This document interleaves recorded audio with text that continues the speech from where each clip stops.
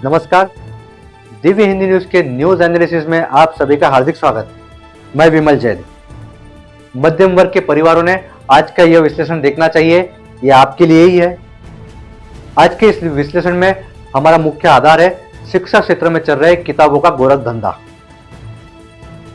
कुछ निजी स्कूल संचालकों ने इस गोरख धंधे से करोड़ों की कमाई की है और यह विश्लेषण मध्यम वर्ग के परिवारों का शैक्षणिक खर्चा आधा कर देगा। इसे अंत तक देखिए। अभी हाल ही में नया शैक्षणिक वर्ष आरंभ हुआ।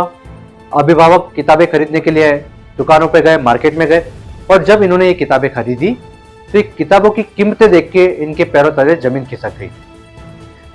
ये नर्सरी से लेकर कक्षा पहली तक की किताबों की कीमतें 2500 से 4000 रुपए तक हो गई, जबकि केंद्रीय माध्यमिक शिक्षा बोर्ड कहता है कि अभिभावकों ने और स्कूल संचालकों ने भी एनसीईआरटी की किताबें ही खरीदवानी चाहिए और वही अभिभावकों ने लेनी चाहिए और वही स्कूल में पढ़वानी चाहिए। परंतु ऐसा होता है क्या? नहीं। सीबीएसई ने क्यों कहा एनसीईआरटी की किताबें खरीदनी चाहिए? क्योंकि ये किताबें केवल और केवल 195 रुपए की है। जो किताबें आपने 2500 और 4000 में खरीदी कक्षा पहली की, यही कक्षा पहली की 3 किताबें मात्र 195 रुपए की है। ये वही 3 किताबें हैं आप आपके जो टीवी स्क्रीन पर देख रहे हैं। ये वो तीनों किताबें जो हमें आसानी से मार्केट में उपलब्ध हो गई और हमने स्वयं ये खरीद के लाई आपके लिए।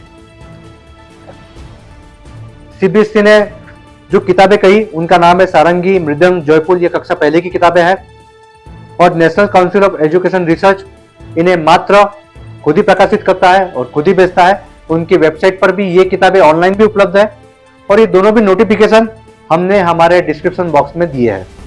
जब ये 3 किताबें कक्षा पहली को अनिवार्य है तो ठीक है, आज के इस आधुनिक युग में बच्चों को एडवांस बनाना है तो आपने सहायक कुछ अन्य किताबें भी खरीद ली। तो इसका यह अर्थ तो नहीं है कि इन किताबों की कीमतें 2500 से 4000 होनी चाहिए।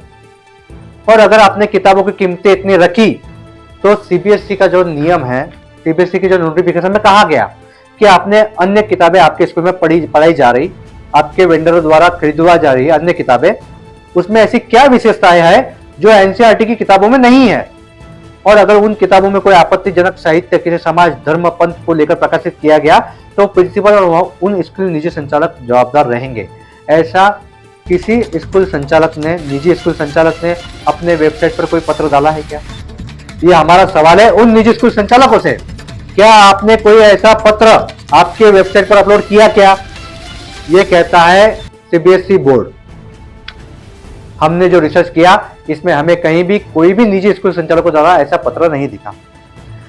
मैं सर्वप्रथम यह स्पष्ट कर देता हूं कि हमारे भारत में, राज्य में, जिले में कई ऐसे भी अच्छे निजी स्कूल संचालक है जो कम कीमत में किताबें बेच रहे हैं, कम कीमत में अच्छी शिक्षा दे रहे हैं, परंतु शिक्षा को गोरख धंधा बनाने वाले कुछ निजी स्कूल संचालक हैं जिन्होंने इसे पूरा व्यवसायीकरण का रूप दे दिया और आज इन किताबों के माध्यम से ये करोड़ों का, लाखों का टर्नओवर कर रहे हैं और इसी के माध्यम से ये इनके स्कूल का पूरा खर्चा निकाल ले रहे हैं। किताबों से ही केवल स्कूल का खर्चा निकल जा रहा और इसके एवज में वहां के टीचर्स को, वहां के प्यून को कोई अच्छी सैलरी दी, उनको तो वही शोषण करते हुए कम ही सैलरी दी जा रही। अब हम बात करेंगे पब्लिशर, निजी स्कूल संचालक और विक्रेता के बारे में। कुछ पब्लिशर ऐसे होते हैं जो बड़े बड़े सेल्स एग्जीक्यूटिव निजी स्कूलों में बेचकर उन्हें मोटी लालच देते हैं, उन्हें विदेश टूर देते हैं और बड़ा कमीशन देते हैं। तो निजी स्कूल संचालक वो मोटे कमीशन में आके वो किताबें खरीदवाने लगाते हैं और खुद के विक्रेताओं द्वारा बिकवाने लगाते हैं। अब इसमें दूसरा पहलू, निजी स्कूल संचालक खुद ही किताब प्रिंट करते हैं, खुद ही डमी विक्रेता के द्वारा बिकवाते हैं और लाखों करोड़ों जीएसटी का हेरफेर करते हैं। यह है इसका दूसरा पहलू। अब इसका तीसरा पहलू, पब्लिशर भी ईमानदार है और विक्रेता भी ईमानदार है, परंतु चंद निजी स्कूल संचालक पब्लिशर पर दबाव डालते हैं कि देखो भैया, आप 100 के एमआरपी 300 प्रकाशित प्रिंट करेंगे तो ही हम आपकी किताबें लेंगे, और उस विक्रेता को बोलते हैं तुम उनसे किताबें लेके आपके यहाँ रखेंगे तो ही हम हमारे यहाँ के विद्यार्थियों को, अभिभावकों को आपके यहाँ भेजेंगे। यह है इसका तीसरा और गंभीर पहलू। इसमें होता क्या है, इसमें पब्लिशर भी पीड़ित है और विक्रेता भी पीड़ित है। क्यों? निजी स्कूल संचालक के मनमानी और लालच के कारण। यह है इसका तीसरा पहलू। अभी हाल ही में छतरपुर के जिलाधिकारी श्री जायसवाल जी ने इसी नोटिफिकेशन के आधार पर एक बड़ी कार्रवाई की। उन्हें शिकायतें प्राप्त हुई थी, उन्होंने एक समिति गठित करी और उन समिति को कहा गया कि छतरपुर के उन स्कूलों में जाए, निजी स्कूलों में जाए और वहां पे जांच करे कि उन्होंने अधिक कीमत में बेची है तो क्यों बेची, उन कीमतों में, उन किताबों में ऐसी क्या विशेषताएं थी। तो वे स्कूल वो लेटर देने में असमर्थ थे और तुरंत माननीय जिलाधिकारी जी ने 1-1 लाख रुपए का उन सभी को दंड ठोका। छतरपुर जिले में कुछ प्राइवेट स्कूल्स की शिकायतें प्राप्त हो रही थी कि किसी विशेष पब्लिशर की किताबों को बच्चों को दिया जा रहा है, साथ ही साथ एनसीईआरटी का जो करिकुलम है उससे पृथक कोर्स करिकुलम संचालित किया जा रहा है। इन सभी शिकायतों के प्राप्त होने के बाद जिला स्तर से ब्लॉक लेवल पे समितियों का गठन किया गया एसडीएम की अध्यक्षता में। समिति की रिपोर्ट के आधार पर संबंधित स्कूल्स के जिन्होंने अनियमितताएं करी थी उनको शो कॉज नोटिस इशू करे गए हैं और नोटिस के आधार पर कार्रवाई करी गई है, जिसमें प्रत्येक क्लास के लिए फीस का निर्धारण और कोर्स करिकुलम की राशि का निर्धारण किया गया है। ये आदेश किया गया है कि निजी विद्यालय जिन्होंने पेरेंट्स से उस निर्धारित राशि से ऊपर अगर कोई रकम प्राप्त करी है तो उसको संबंधित अभिभावकों को वापस किया जाए। साथ ही साथ दंडात्मक कार्रवाई भी की गई है जिसमें शास्ति आरोपित की गई है। जब ये कार्रवाई माननीय छतरपुर के जिलाधिकारी जी कर सकते हैं तो अन्य जिलों के भारत के जिलाधिकारी जी कार्रवाई क्यों नहीं कर सकते। अब हमारा सवाल है उन शिक्षण अधिकारियों से जिनके सामने ये खुला नंगा नाच चल रहा है। ये शिक्षण अधिकारियों की नियुक्ति क्यों होती है कि शिक्षा के गोरख धंधे पे अंकुश लगाया जाए। किसी निजी शैक्षणिक संस्था में कोई अगर गड़बड़ी चल रही है, कोई अपव्यवहार चल रहा है, उस पर कार्रवाई की जाए। तो सभी जिलों के शिक्षण अधिकारी क्या कर रहे हैं जबकि ये सर्कुलर तो सभी जगह उपलब्ध है।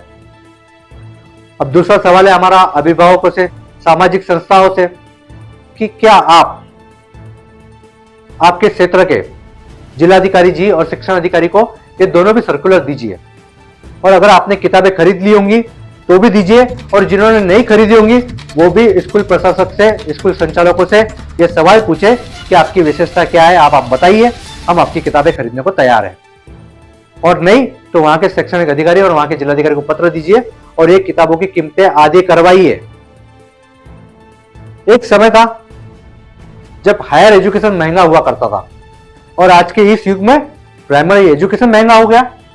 अगर बच्चे को नर्सरी में एडमिशन करवाना है तो अभिभावकों को हजारों रुपए चुकाने पड़ते हैं और जब बच्चा कक्षा पहली तक पहुंचता है तो इस नर्सरी से लेकर कक्षा पहली तक की टोटल फीस हो जाती है लाखों में। जबकि निजी स्कूल संचालकों को स्कूल चलाने के लिए इस उद्देश्य से दिया जाता है कि ये सामाजिक कार्य करेंगे। सब निजी स्कूलें चलती है ये एनजीओ या सेक्शन 8 कंपनी के अंतर्गत चलती है और इसका सीधा अर्थ होता है सामाजिक कार्य के उद्देश्य से ही स्कूल चलाना। इसका सीधा अर्थ है कि सामाजिक उद्देश्य है आपका, इसीलिए आप ये स्कूल चला रहे हैं। परंतु चंद निजी स्कूल संचालकों ने बहुत बड़ा गौरव धंधा बना दिया, बेशर्मी की सब हदें पार कर दी है और बेचारा मध्यम वर्ग इसमें टूटा जा रहा, इसमें पीसा जा रहा। हम मांग करते हैं सभी सरकारों से, सभी राज्य सरकारों से कि इस पर तुरंत एक एसओपी जारी की जाए और ये लूट को रोका जाए। अभी हाल ही में हमें एक सराफा व्यवसायी मिले जिन्होंने मुझसे एक जानकारी साझा की। उनके और कुछ दिन पहले 2 दाम्पत्य आए और उन्होंने उनके गले की चेन गिरवी रखी। वो क्यों गिरवी रखी पता है? मुझे बड़ा बुरा लगा सोचकर। उनके बच्चे का नर्सरी में एडमिशन करवाना था जिसके लिए 60,000 रुपए की आवश्यकता थी, उसके लिए उन्होंने वो सोने की चेन गिरवी रखी। क्या हो रहा है हमारे देश में? बच्चों के एडमिशन के लिए अब अभिभावकों को सोना गिरवी रखना पड़ रहा, अपनी पुश्तैनी जमीन बेचनी पड़ रही, अपना दुकान बेचना पड़ रहा, अपने खेत खलियान बेचने पड़ रहे।